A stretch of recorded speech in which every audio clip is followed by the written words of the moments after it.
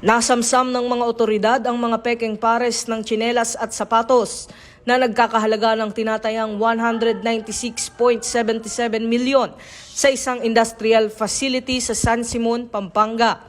Ayon kay Acting Chief PNP Police Lieutenant General Jose Melencio Nartates Jr., isinagawa ng mga tauhan ng Criminal Investigation and Detection Group ang operasyon bandang alas 10 ng umaga sa isang pasilidad sa barangay San Pablo, Libutad.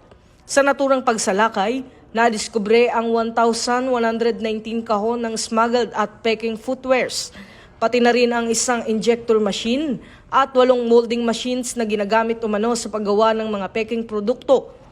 3 Chinese nationals ang inaresto sa operasyon, bagamat hindi muna isinapubliko ang kanilang mga pagkakakilanlan habang nagpapatuloy ang investigasyon.